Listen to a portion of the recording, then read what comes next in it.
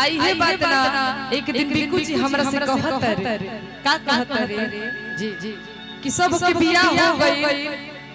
आपके भी हमरा हो गई अब हमरा से कहत रे का बात अपन दिल के बात बतावत रे अपन दुखड़ा रोवत रे कहत रे कि हमरे अरे चढ़ा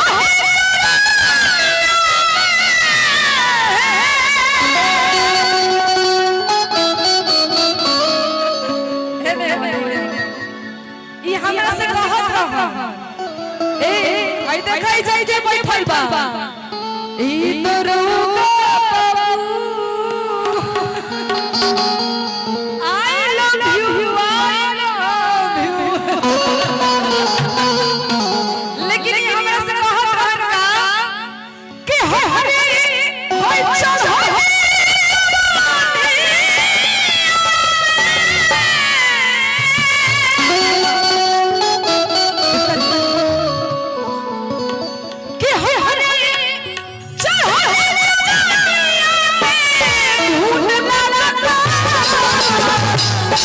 हमसे बताओ हम तार दोस्त बनो हर सब दुखड़ा सुनो आप दोस्त हैं बिल्कुल चढ़ली जबनिया में घूम ना लग सुनो पहले बात घूम लगे लगे काम हम पहले पढ़ चुकल अरे अब हमरा घूम ना लगे सुनी एक बात याद रख मेहरी के सुख सब केहू ना देते केहू ना दे ठीक बा अच्छा ई का होला हमरा सुना बात सुनी कि हरे अरे चढ़ा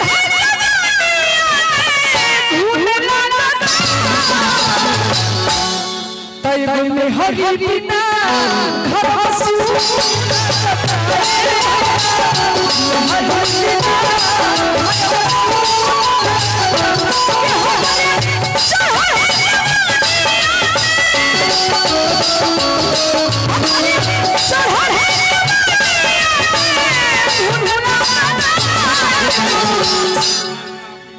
एगो सखी बिना घर बसू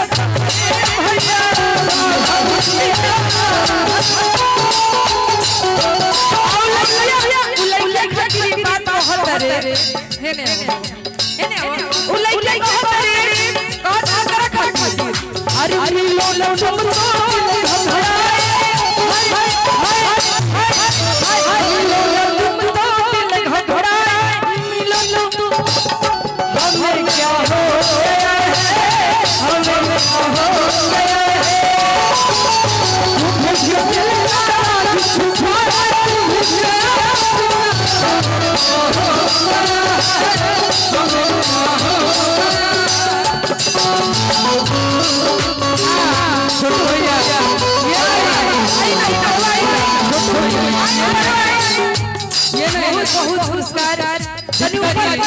ऊपर साथ में दीपिका जी अब बोले कि मेरी बिना घर स्कूल लगा था अब बोले ये बात और पहले और सुन और कहत रे हो सुनो भैया कहत रे कि शादी काटे वाला से जब होगा जब शादी के बाद होगा भी नहीं काटी देता हमरे के सब हो जब बहुत पुरस्कार शादी काटे वाला से बात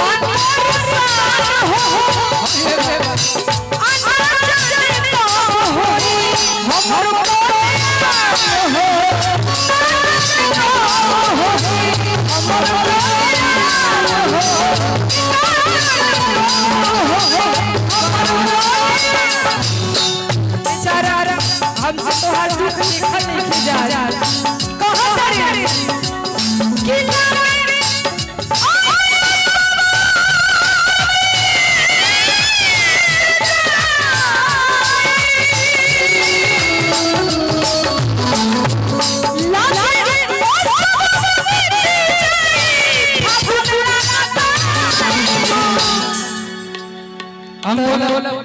में बिना घर वसूल का कहल चाहता छोटू भैया कहलिया कि एगो मेहरी बिना घर वसूल लगा लेकिन कबो कबो 10वां पास करे से पहले ये सब लोग करेला 9वां पास भी करल जाला। अगर गलती से 9वां में फेल हो गइला तो फिर से 9वें में रह। हम फिर अभी 9वें में बानी काहे कि आप ही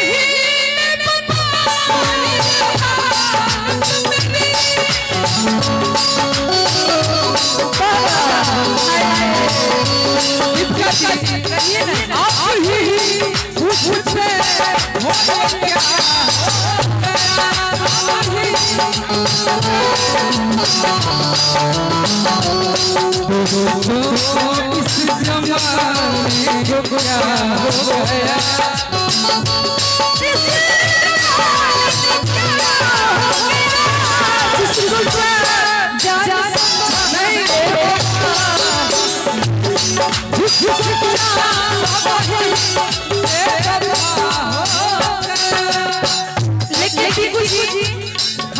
एक आशा है बोलो बोले आज ना लगता मिलन पानी आज ना लगता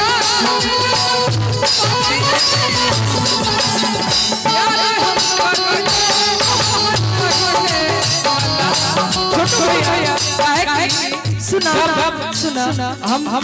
भोजपुरी इंडस्ट्री में कदम रख रहे चाहे आप चाहे तो जब आइलू उस समय से दोस्ती है तो उसको पहला क्लासी कहेंगे। बिल्कुल बिल्कुल जीरो से आप हीरो बने चाहे हम बने कोई प्यार तो वही है ना सबके साथ। आज ना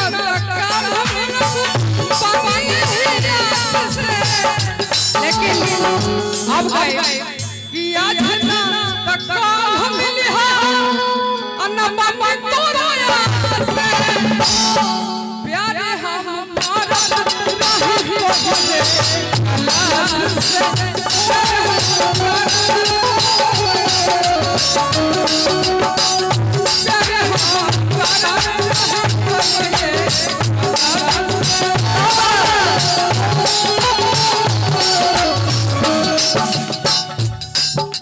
लेकिन तू जो बात बहुत जिक्र खातिर कहो लेकिन हम बता देते हैं सुना ओकरो कहीं ना कहीं सेटिंग होइए गई होई तो वो हमरा से के ये चलते सेटिंग हो गई ना कि हम हमार खुद 10 को सेटिंग ऑलरेडी सुनी आपके हम जब देखिला आपके देखिला तो आपके चेहरा में हमरा एगो अलग चेहरा चेहरा हमार बात सुनी रौरा जगह के चाहत हो के चाहत हो कि जब महाराज से में हाही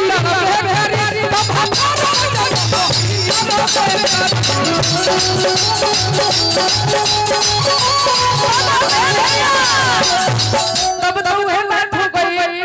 कि मरद की जाजा बड़ा होला छुछुना आपन में हो चाहे कतनो भी सुनी आप तो सररे कोठी हर करी। दीपिका जी जब आप सीता नहीं है तो हम राम क्यों बने? बिल्कुल सही बात बोल रहे हैं सही बात। और हमेशा अगर आप सीता हैं तो आपको राम ही मिलेंगे। बिल्कुल यही से तो कहते हैं हम जब महाराज से में हाही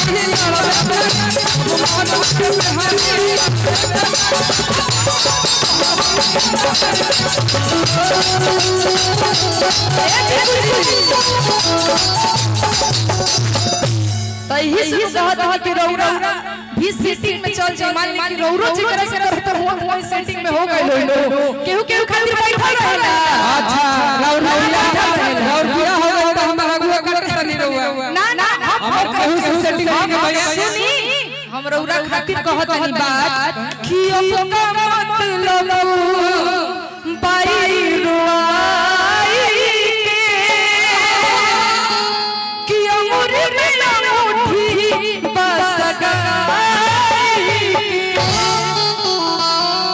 उलैया कह दिया कि हम दुनिया से न भाई कि हम दुनिया के न भाई दिल लगाई के तो अब का मतलब बाई रोवाई तो हमारे दिया मुट्ठी पर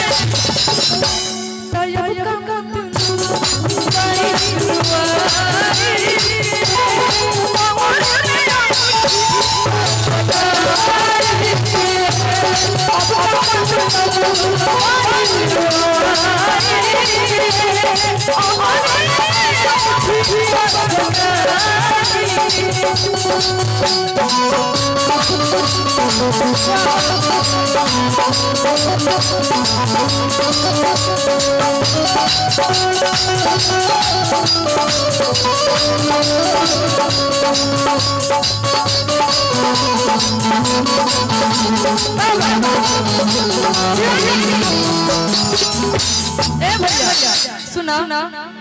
इहे लाइन में उनका खातिर एगो लाइन याद हो तो सुना दी अरे कि चूड़ा लगा चाचा दिल बड़े अरे गाओ चल मत बाई सवाई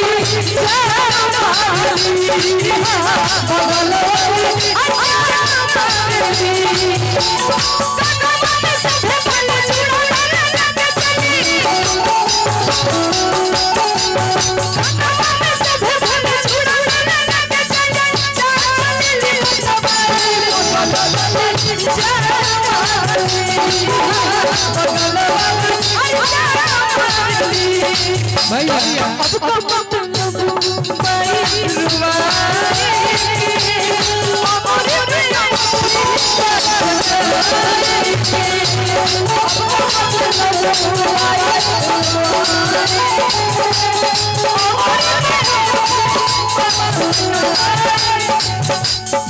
Yeah.